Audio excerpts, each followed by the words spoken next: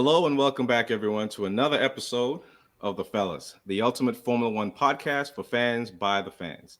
In today's episode, we'll be discussing the 2024 China Grand Prix as well as the sprint race. Remember to like, share, and subscribe to The Fellas, and don't forget to ring the notification bell to stay up to date with all things The Fellas. Today we have Ralph and Ray, and I'm Simon. And today we're going to start off with the sprint race. Guys, what do you guys think about this sprint race this weekend? It was good, even though it doesn't carry as much weight, right, as it did before. But I think it was interesting.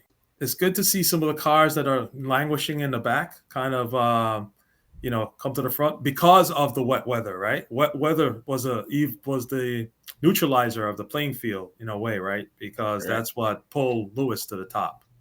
Right out to the position where he was because of the rain, so it kind of leveled it to some extent of as opposed to in the dry when people are running at their regular setup. So yeah, it was good. It was entertaining. I was also it was again goes back to what I said. I think everybody's aware of that Red Bull car is if I was a conspiracist, I would say, something's illegal with that car, right? Because the way the dude just came through, and it's just like he just opened up the gap, right? Because, Lewis was out there, he started back in the field. Same thing with Checo, right? And, we had some, people putting up some defenses, trying to keep some ground while they were going. But once he got by and, made it towards, Lewis and then passed him, dude, he just like walked away from him. I don't know what type of juice they got in that bad boy, but all the other guys are missing that juice big time because he just walked. He was just gone. The only thing that kind of kills the conspiracy in a way, I guess, or in a way, is that Checo is still not consistently, in the 2 spot, in my opinion, right? And because of that, he gets raced harder than Max does, my opinion again, right? So that's the only thing that kind of kills it. And then it puts, as I said, for me, then puts into question, how come Checo's skill can't rise to do what Max is doing? And that's kind of what, that's my overall takeaway from that. But the other, from that portion of the race, what do you think? The only thing I just want to say real quick, when you say why Checo's skill can't rise, that's what separates a world champion from everybody else. That's why, Bottas couldn't really challenge Lewis when he was there. They had the same equipment. It's skill or knowledge or execution. That differentiates them after a while.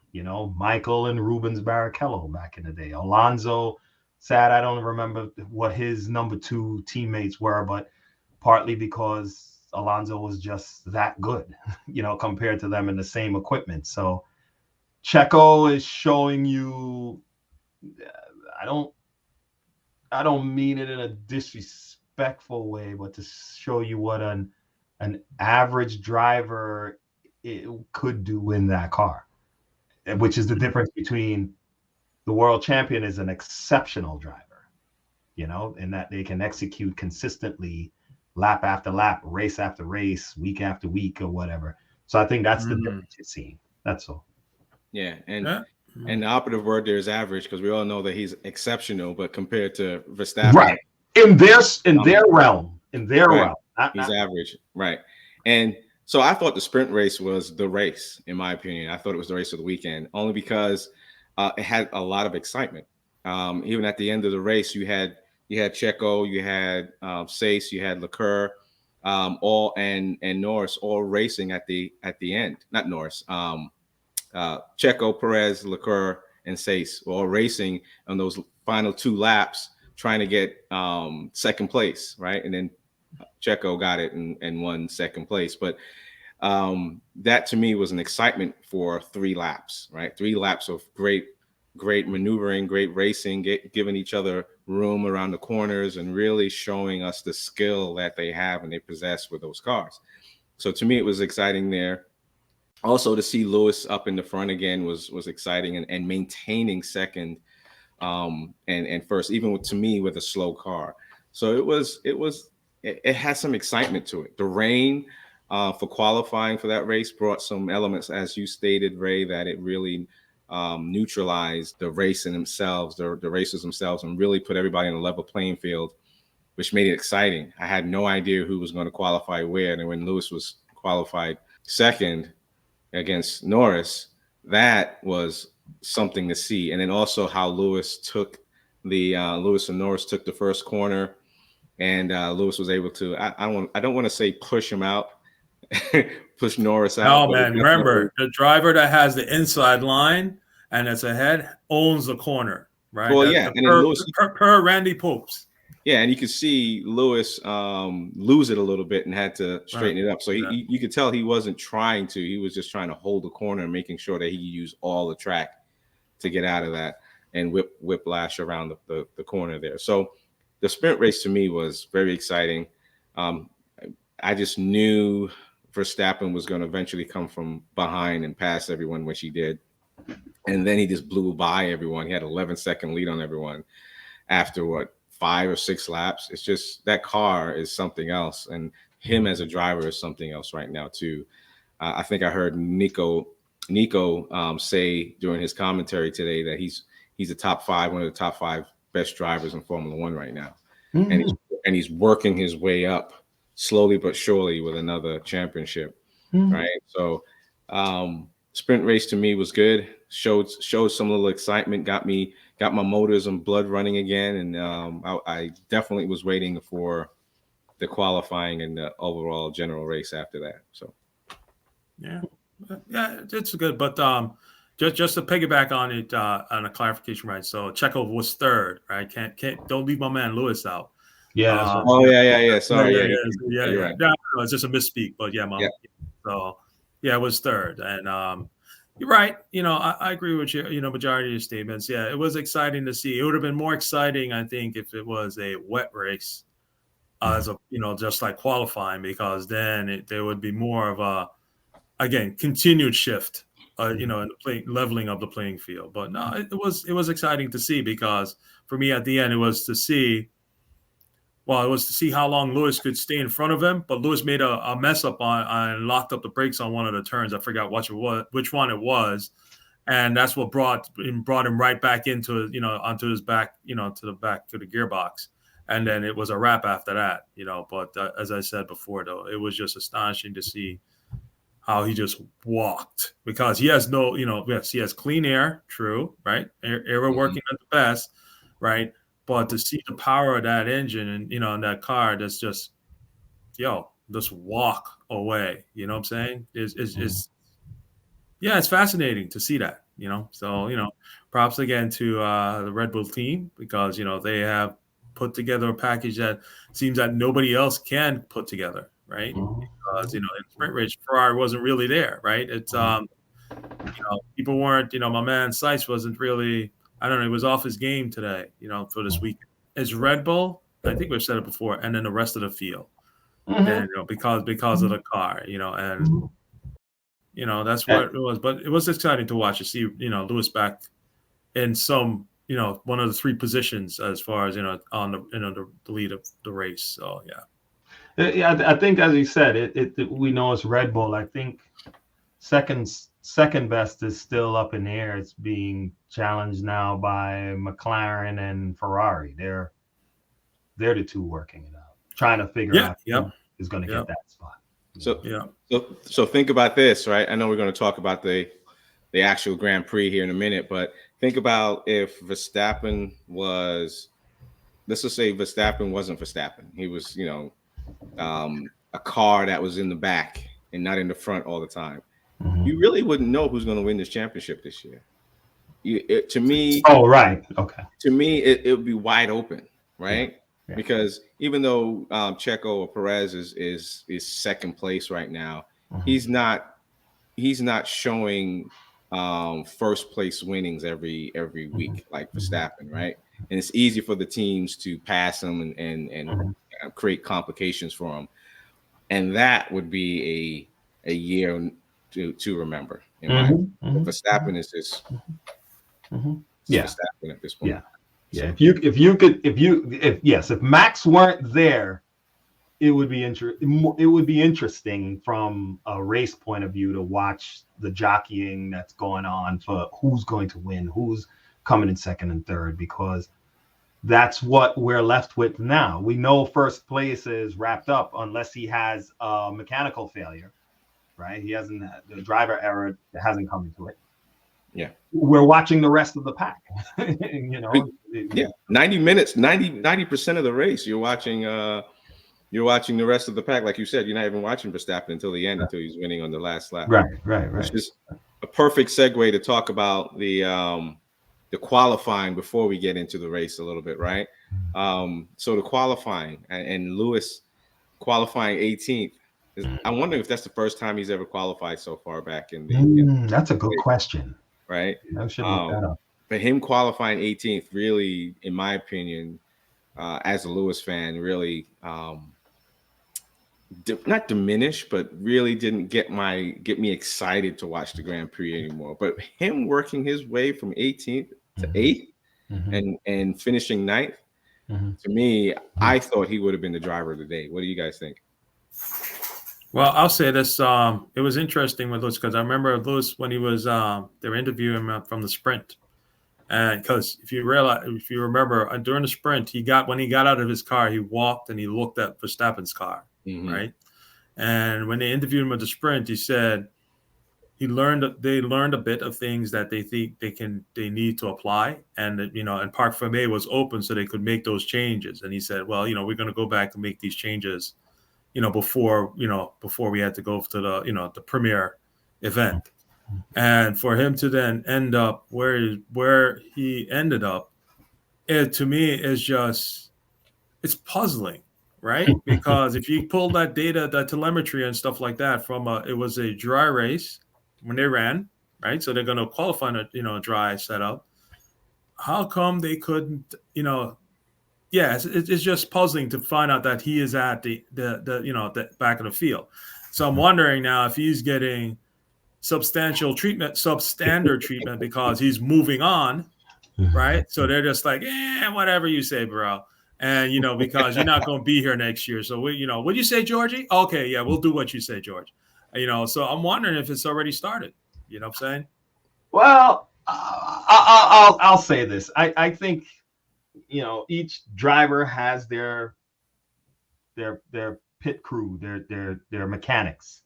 So, and there is some sharing. There are times when it gets real close where some drivers don't want to share with their teammate, so they can. Right. I think maybe it's just that maybe Lewis decided to try a setup, possibly based on that comment, and it went the wrong way. It didn't go in the direction that they thought it would initially, or better yet, it didn't seem to work with the soft tires.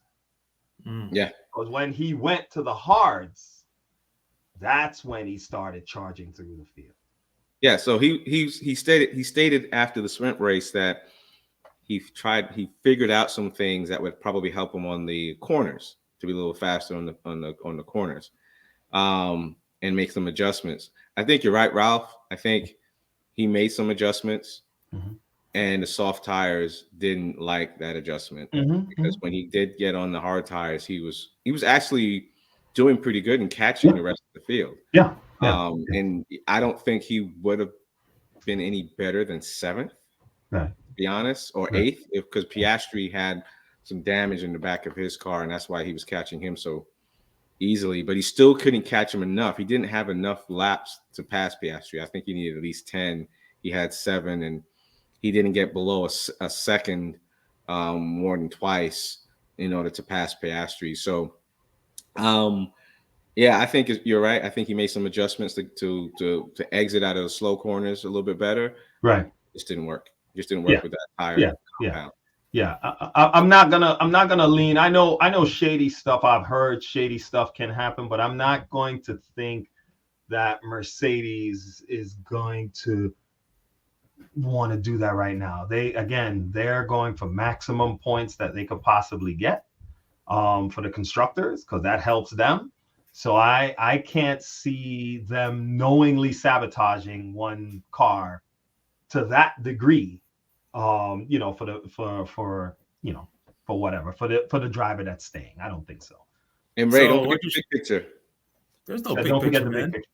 Money. Yeah, but it's my money from my man Lewis. That's the big picture. If you notice, there's a lot more Mercedes Benz commercials out with Lewis in it right now. They're going to try to capitalize on as much of Lewis that they can until he leaves. Yeah, and him winning, or him in a winning car, brings them more money outside of the racing.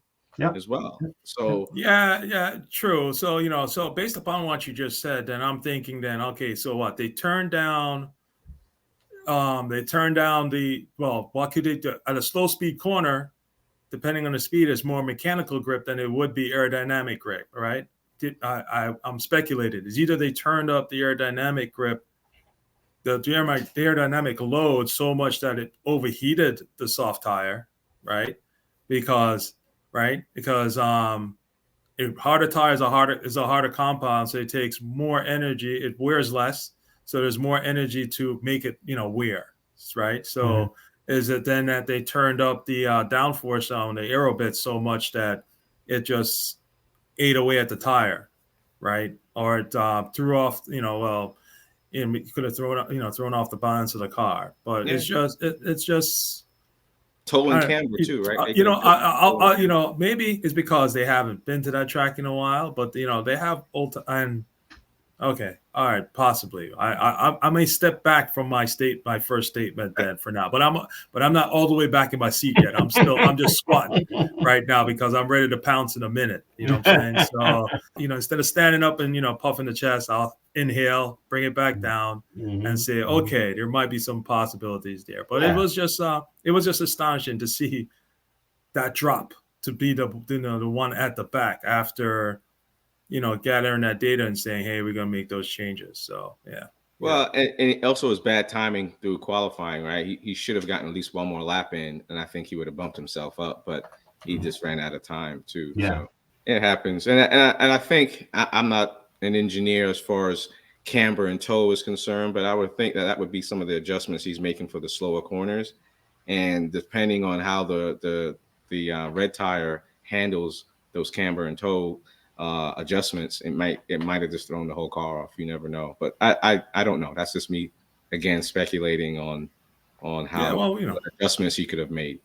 That's why we all speculate, right? Because it's air plus all those geometry changes, right, that you do, and it's just trying to figure out, what would make, it's from an armchair person, what would impact the whole thing, what I'm saying?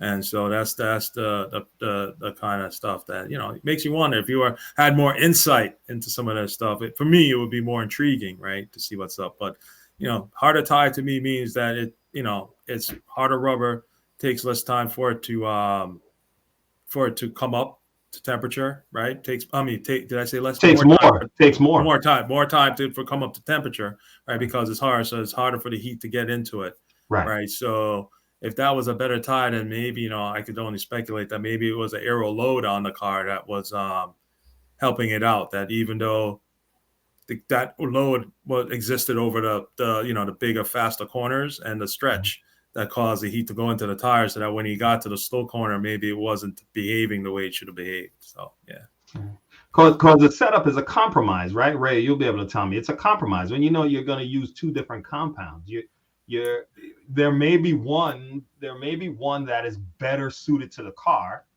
and you're trying to see if you can get a little bit out of the other, right? Knowing that you're going to dump the one that's not optimal.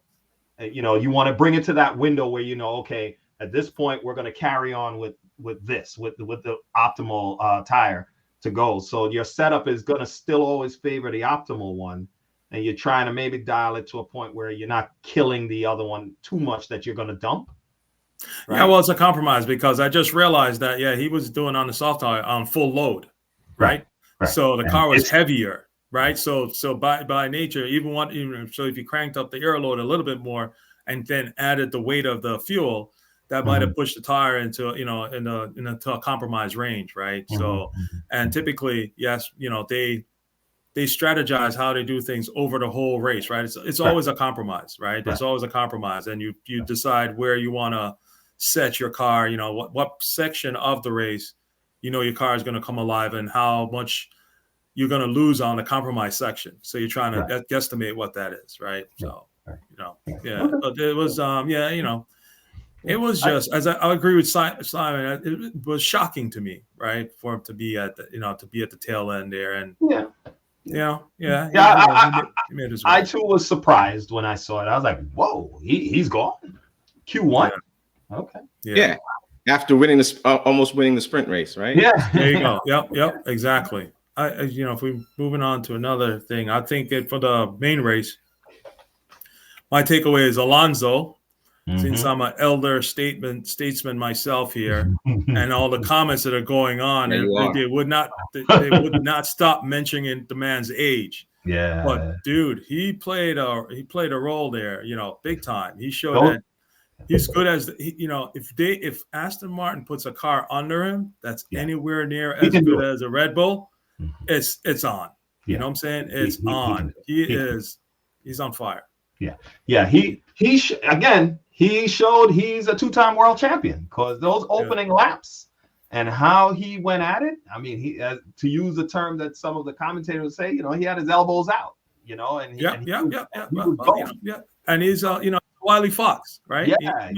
He knows all the tricks in the table, and he throws them, he throws them out because you can look at his counterpart, what you call it there, Stroll.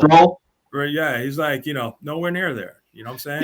Yeah. And he hit he ran into the back of Yuki Tsunoda. No, Ricciardo. No, Ricciardo. Yeah, he ran into the back of for him. So it's just Alonso is one of my big takeaway. Not to downplay Norris, but just to see how they were commenting on his age and just saying that, he's 45, he's the oldest, blah blah blah. Dude, the man's got the stuff, he's got the stuff regardless of the age. He's bringing some experience that some of the other guys don't understand either.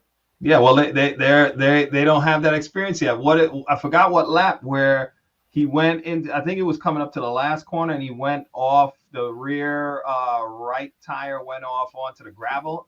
And yes, that recovery you saw it's instant. Oh my God! And I was just like, if he, just like you said, if he ever gets a car capable, Red Bull. My gosh, put him in a Red Bull right now. Yeah, Formula One will be everybody be tuning in. Yeah. Alonso, he, and that's the thing. That's the thing. Just to talk the current world champions on the grid. Max seems very quiet. I don't know how he is with the team, but he's quiet, and he has his father. They lobby for what he needs. Lewis, we know he can play the mind games as well, and he can get aggressive and stuff behind the scenes and so on. But Alonso seems to be in that regard has a little bit more of an edge. Not to say that he would defeat them, but he like they always say, he plays the political. He can do the political side, and he can back it up on track. It would bringing him into a team, if there's another strong driver, that's when he's going to focus on taking out that person, both on track and behind closed doors, to make sure he's dominant. I've alluded to that many times. Yes, I'm not I respect his craft. He's very good. He's exceptional. Yeah, he is, and I like what he did the last 10 laps after he went and pitted into the to put new fresh tires on. I don't know why they put the soft tires on there when he pitted the last time, but he just worked his way within 10 laps past 4 cars. Mm-hmm. It was piece of cake, and I say to myself all the time, I said, what if Verstappen, Lewis, and Alonso all had the same car, Well, another great season of F1 because right. you're not going to know who's going to win the race, Right. right? Yeah, and Norris is there too. I think he's racing really good this year. I think he's probably going to come in second or third behind Perez and Verstappen. But I really thought Ferrari was going to, do better this year based on their car and their cars last year. And after the first race, I thought Ferrari was going to be challenging Red Bull for second place, or not necessarily for first place, but for second place. But I don't know. I feel like McLaren is up there right now. But yeah, Alonso is a wily cat, man. He's wise, and his wisdom and his experience, you really can't dismiss. He's always going to be in the top 5, in my opinion, this season, unless something silly happens in qualifying. Yeah, he just needs a good car. He needs a good car and a good team behind that car with him, and he would. What they said, he's 42. So what? He's showing that it can still be done. Right. So I don't ever see any gray in his hair, so I don't know if he's 42. He look like he's yeah. But again, Verstappen took the race and went with it, man. He just, other than those 2 safety cars, he probably would have had a 30-second lead on everybody. Yeah. Unbelievable. But of the rest, like looking at it, we know Norris, and I still like Piastri's learning, but looking at Leclerc and Sainz, I'm just curious what happened to Carlos in this race. Like he that fire he had wasn't there, at least as far as the result. Leclerc got the better of him this weekend.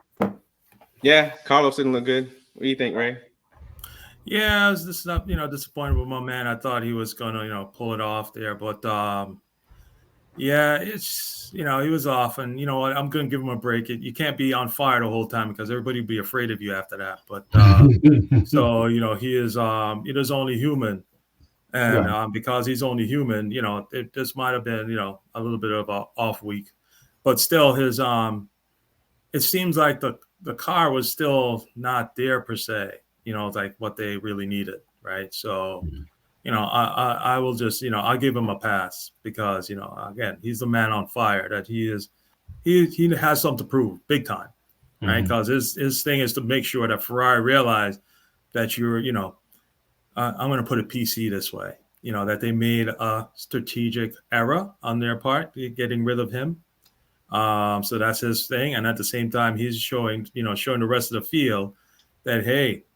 I got what it takes to, to push and be up there, right? So, he is. I think he's highly motivated. Put it that way. I want to, I'm not saying that the other drivers aren't, but I think for him, his motivation is like turned up from where it was because he's doing it for himself, and at the same time to prove a point, right? It's just like somebody come and mess your say, oh yeah, you can't do it, blah blah blah. And you say, okay, I'll show you what I can and cannot do, right? And that's kind of the mode that he's in, with what's going on. So until Ferrari starts playing the games again with giving him a lesser car, he's got to make sure that he pushes forward and and go for and that he can make that impact that he's looking for, right?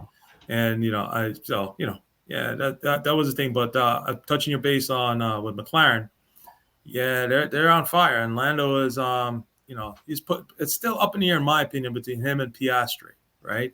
Because Piastri has showed up that he has the ability to on some weekends to be in front of Lando, right? So Lando, but Lando is a good driver. Not taking it away from him, again. If Ferrari needs a little bit more stuff in their car, right, in order to, I think, to come up to Red Bull pace, I don't know what that is, but they do. I think McLaren, with a Mercedes engine, need a little bit more in their car to get up to that pace also. It is just funny that the factory team is so far off the mark where their customers are outpacing them. You know what I'm saying?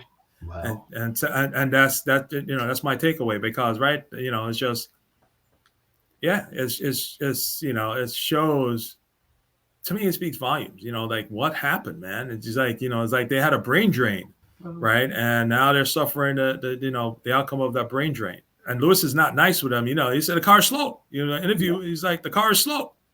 You know what I'm saying? He's not holding back. I think what you're seeing where, like you said, a customer team is outpacing them. It shows you again, to build a car, all the moving parts. It's the chassis, it's the engine, it's the gearbox, it's how the total package utilizes the tires that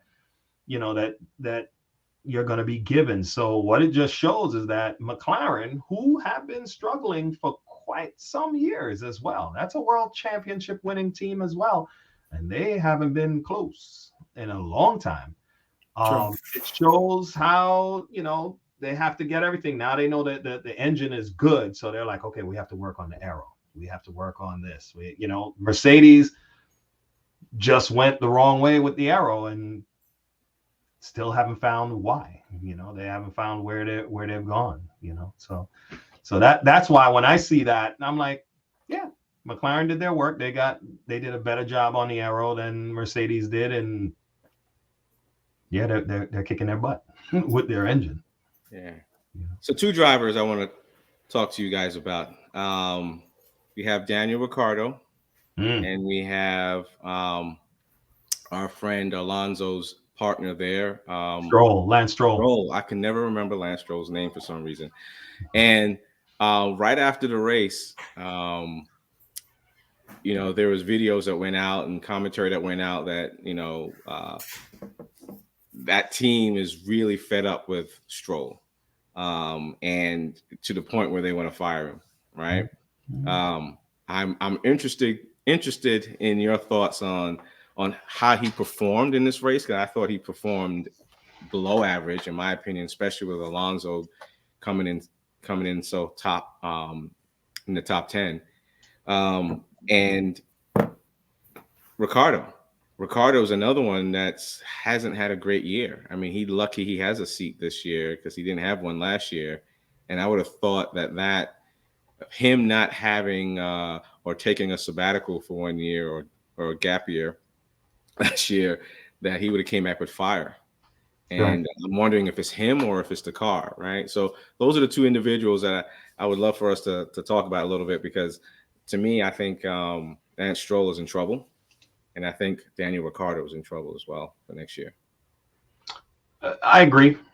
I'll start with Daniel. Yeah, something is definitely different about him. I mean, that's this guy was a charger, man, going in there, upsetting Vettel, pushing Vettel, winning races. He was up at the top, and it's after his stint at McLaren, or during, it started there. He went to McLaren and I don't know, something happened. So yeah, he's somebody I feel that, yeah, he's in danger, I think, of losing his seat, because you figure he was with McLaren, then they dropped him. Red Bull picked him back up, helped him out, and then he's here, and this is your time to shine, and he's not. I don't know what it is. So, I do like Daniel, but yeah, I think his days are numbered. Lance, I mean, if it wasn't his father's team, I think he would have been gone a long time ago, because it's not just this race that Alonso has blown him out. He blew him out in all the other ones. Pretty consistent. Huh? He's pretty consistent blowing him out. Yeah, pretty consistent blowing him out, and has been blowing him out. So, I mean, listen, it's someone has floated the question that, if his father's doing this for him, but it's clearly showing that maybe this isn't for him, and the question is, if Lance leaves, will his father still be passionate about the team? I know he's a businessman and he's doing the Aston Martin side of it. If he is, and he has that hard conversation with his son, yeah, I think it would be better for him to bring somebody. Who he could bring in if he could get him? Bring in Sainz. Swap Stroll for Sainz. That's a possibility. Yeah, that's because I think I saw somebody interviewed Stroll this week, and they asked him that question, like, what's on the horizon type of deal. And, he was trying to be coy about it. And you say, oh, you'll see, what's going on. You'll see it as it unfolds. Yeah. And then the person's like, hey, could you give a hint? No, he said, no, you'll see. There's some stuff coming. You'll see. So, I agree because not to mention him, some of the best racing that I saw in that race was him with Magnussen at the back of the field. That's the type of racing they need to bring. Ricardo or Magnussen? No. Stroll and Magnussen. Hmm. They need to bring back. And that would bring people. That's the simplistic view of racing where they were exchanging positions. I saw it in one of the highlights. Mm-hmm. So that's what I No, was. You're right. It was a good exchange.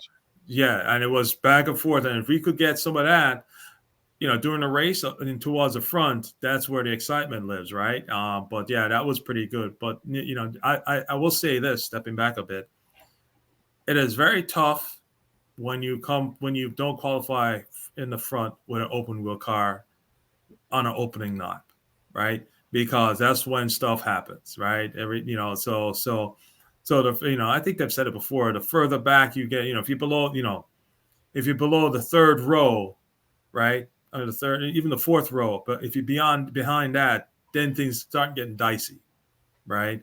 And especially in an open wheel car, things can happen, right? So it just makes it tougher in the back there. But again, it would be nice to see. Again, props to it. That would be nice to see somebody bridge that gap to Red Bull to come up and showing us a race. But because you're right, Simon, when the races, Max goes off, okay, everybody forget about Max until towards the end of the race. They'll come back, but they're watching, the guys that are doing, if Checo's not on form, then they watch 2 to 3, see who's going to be doing that, right? But if he's on form, then they're watching who's going to be taking third place.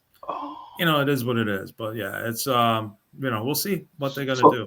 So far this year, it's only in Australia that Lance finished ahead of Fernando. Lance finished 6th. Fernando finished 8th. About last year. I could look that up, but I'm just saying, when you're saying that, Ray, with the racing, yeah, it's nice from a team point of view. They want that to be done in the points, within the points gap of the field, because you're racing for points. But if you're a back marker racing back there, yes, that's fine, but you're scoring no points. They need points at the end of the day. So that's why I say for both drivers, for Daniel and Lance, if they're predominantly out of the points compared to their teammate, that's not good, and then those teams are would be looking for a driver that's going to bring that second car into the points, and if you're looking at it from that point of view, both of them are in danger. So can I just say one thing? Okay. So just to put it in context so when I said the racing in the back, I said from a viewer entertainment perspective. No, I know. Right, I'm not. Right. Okay. I just wanted to make sure I put it in the context. No, right? no, you did. Because what you say, because what you say is on point. Yeah, they want the points. Yes. Yeah. But just from a viewer entertainment two guys that were in the back, they put on a style of race that I think would be, would draw, a bigger draw more people to it. Right. True. I was just representing the team side to say, no. You're right. To say that, like, if you're in the team, you're looking at it like, wait a minute, we need 2 cars scoring maximum points that we can. Constructors Championship. Yeah. There was a time when there wasn't points for 10th, 9th, and 10th. 8th was it. And then they extended it a little bit to give some more opportunity. Right. But if he's not fine, he's not he's not on the level of Fernando, but come up. Daniel he was in the points today until he got hit. Yeah, but I'm saying earlier in his career, he was looking like he was going to be world champion material. Like he was strong, he was strong. And I don't know what happened. I don't know. Like I said, with Felipe Massa, I forgot the track where I forgot whose car was in front of him, and a small spring broke off, and you saw it where it hit him in the helmet, and he was knocked him unconscious, and he crashed. You could see after that, when Felipe came back, he wasn't the same as he was prior, like, and hey, you could understand that maybe, but we don't know what happened to Daniel. Like, yeah, that's a good point. You said something, Ralph, that I thought was interesting is would Stroll's dad have any interest in the team if Stroll is not there, right? Lance is not there. It also could spark the team, and if he brings another driver, that pressure of trying to promote his son and do everything for his son can go away, and then maybe he can run the team even better and find the right driver for that team. So it can go both ways, right? It's possible. Yeah, and I wonder if they would even consider that, if Lance would even consider going to another team temporarily just to see the differences. Sometimes it's nice to go see that the grass is not green on the other side, or this is what they're doing different than we're not doing, right? Right. Because contracts are contracts. It's just it doesn't really matter if your father's team. You want to stay there, but if a contract, if somebody's going to pay you more, I don't know if anyone's going to pay Lance more right now, but it'd be interesting to see if that turns out. But I think he's just struggling with Aston Martin right now. Yeah. Lance has no other seat on that in that whole race series. Okay, the only seat he has is at Aston Martin. So if he goes from Aston Martin, he's done. There's nobody else going to pick him up. Okay, let me just say it. I'm trying to look really quick because I believe Lance, when he came, he did race for Williams at one point. Yes, he did. He raced for Williams, and I remember, and again, I can't find it. It was way back. I remember Jacques Villeneuve. They interviewed him, and I believe it was Lance that he wasn't kind in what he said, leading to Williams banning him from their paddock, as a result of it. And what Lance said he wasn't what kind? Jacques said about Lance. Oh, wow. It wasn't kind.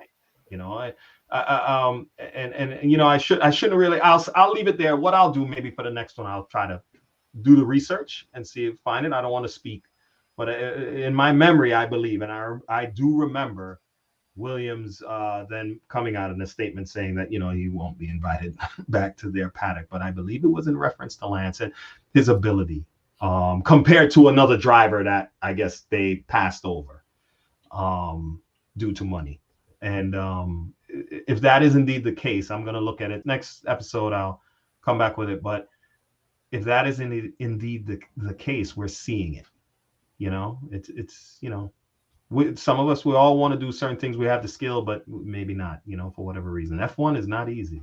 Being a teammate to Fernando, it makes him look really bad. So I want to show you guys something, because I thought this was interesting.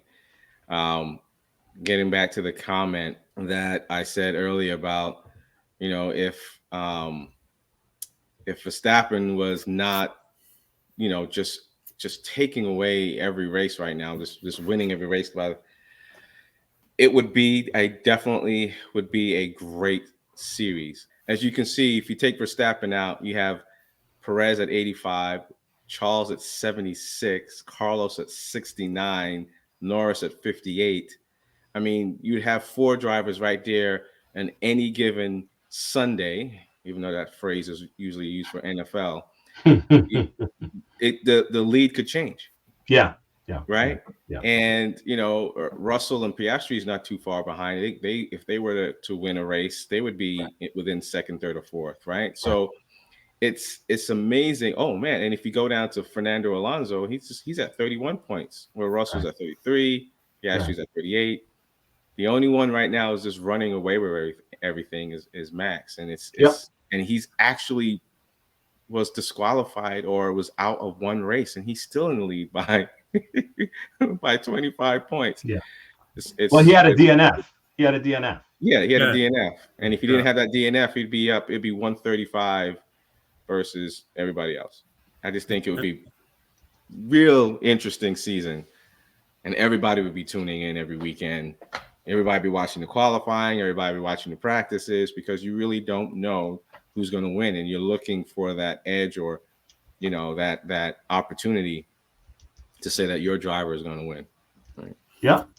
Yeah, I agree. And I think going back on what you guys said before, remember I said, I think a couple episodes ago that I think Ricciardo is done, right? Yeah, whatever happened to him, he lost something, and that's he's a good guy. Everybody likes him. Always seems to be a jovial person, but it seems something is just not there with what he with his driving style, right? It's something impacted his driving style where it's not what he's used to. So I don't know. I think he's there because he's a cool guy. He gets along with everybody. Everybody likes him. But I think he's one that's days are numbered. Also, I think. It depends on how many. Nowadays, if you're an actor, let's not talk about acting. Let's talk about comedians. Nowadays, a comedian, if they wanted to have a one night special on Netflix, it's really based on how many people are following them.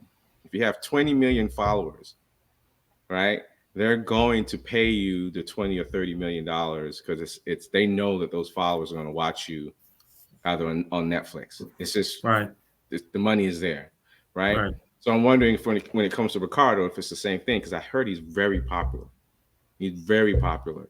And having him on a team is beneficial to both parties, himself and that team, because of his popularity. Well, it's a possibility. Right? That's a very big possibility, right? Yeah. So, as fans, we're not, let me rephrase, right? As fans, we don't realize that Formula One is, at the end of the day, a business. It's a business. And it's a revenue generating business. And and that's what they die upon, right?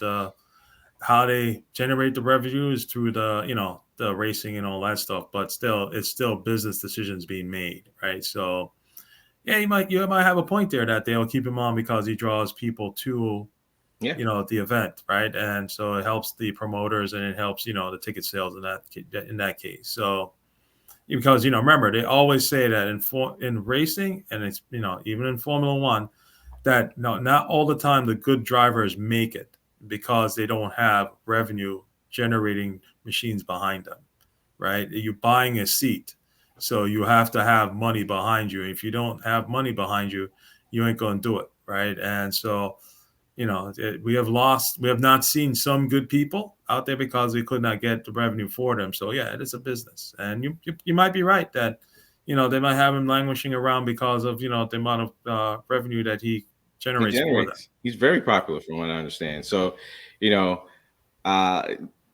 hate to change sports a little bit, but this is, proving my point. Like Caitlin Clark. Have you guys ever heard of Caitlin Clark? Oh yeah, I know. Yeah. I know what she is. And could you believe that last week she signed a $20 million Nike deal to have her own signature shoe, right? Yeah. I can believe that. Guess who else has that in the WNBA? No one, right? No one. Yeah, she's the only one. No one. And it's based on her popularity.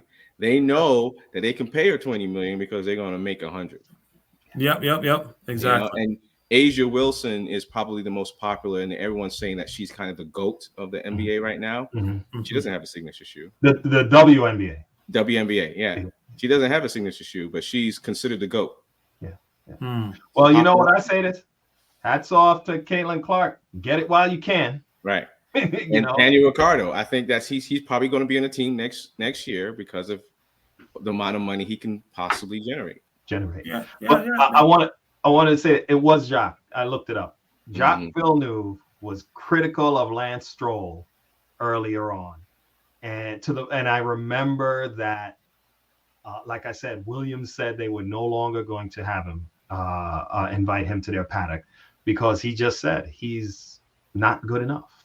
He said it all along, and I just looked at an article where he said that. So again, it's not, hey, I couldn't do what Lance is doing, so I'm not saying that. I'm just speaking on what they say. Yeah, but there's levels to it, right? Right, There's levels to everything we do. That it doesn't matter, if you're tying our shoes or putting on a shirt or driving a Formula One car. There's people, somebody out there who's like exceptional at what they do, and there's levels to it. Right, and I think from a point of view, I think it's more damaging to him, probably because his father does own the team, you know, because then it really puts that spotlight of you're only here because. Well, Alonso already did that, right? Because remember the race, Alonso was, I forgot what position he was, and he was looking up on the board and say, hey, how's Lance doing? Maybe he wants to try this, right? So Alonso already, discredited him already doing that race. So everybody knows that, you know what I'm saying? To which they said, he's looking at the board while driving the car flat out. Yeah, right. They're trying to change the direction of the comment, and that my opinion, right? But Alonso, being himself, where he puts that knife in and turns it, already turned it, and be done with it. And and he's like, so yeah, it's already a proven thing that everybody knows that he's only there because his dad. And to say this, hey, other drivers have done it. He might go race sports cars and be very successful. Yeah. It was a different beast. Yeah, it's a different thing. This is not to say he's not a good driver. But this Castroneves did that, didn't he? Did I say his name right? Who? His name right? Castroneves. I can't remember his name. Don't worry about it. We'll keep moving. F1 driver. F1 driver that went, or maybe he was an Indy 1 driver that went to like. Yeah, are you talking Elio Castroneves? Castroneves, yes. Yeah. He's Indy. Yeah, he was Indy. Then went to NASCAR for a little bit. Yeah. Scott Speed did that. Remember Scott Speed? Yep. Yeah, when he got let go, he went. He did some NASCAR stuff. He even did some desert truck racing stuff also. So Scott Speed did that. I think Fernando did Le Mans racing too when he. Yeah, but Fernando did Le Mans racing in an LMP car. So for me, that's not a big. There's a gap. Let's say that, right? And I don't know, all the details. I'm just a fan. But, at the level of technology is there at a percentage that you find in a Formula One car. Open wheel car is always lighter, yes, and, stuff like that. But, it was a hybrid aero-based car that he drove. So there were skills that he could port back into that, and make it work, right? To make it work quicker for him to stem that gap.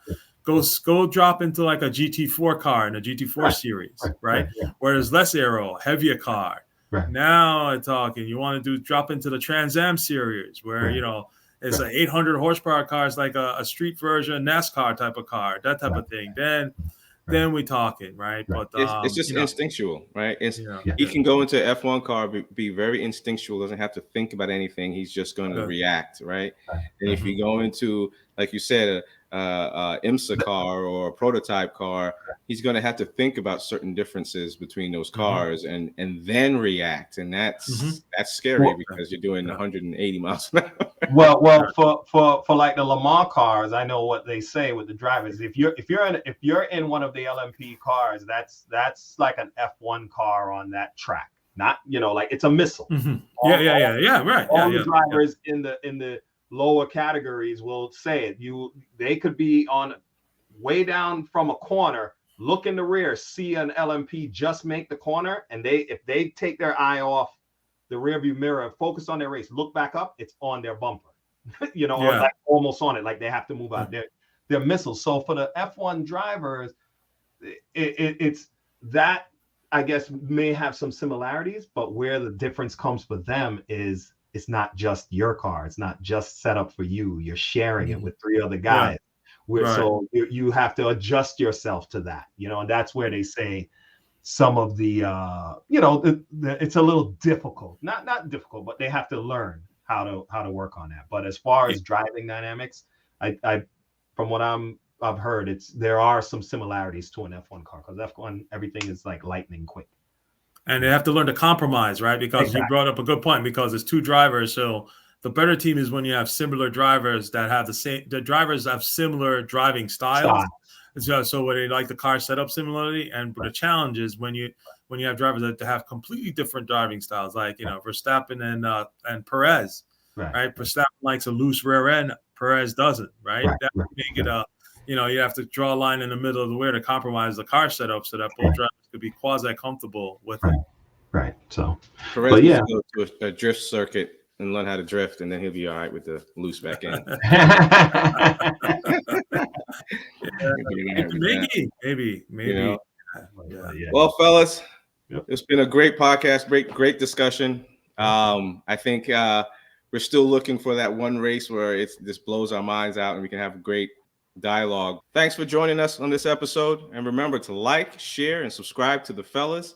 And don't forget to ring the notification bell to stay up to date with all things the fellas. Have a good evening. Bye, everyone. Yep. See you.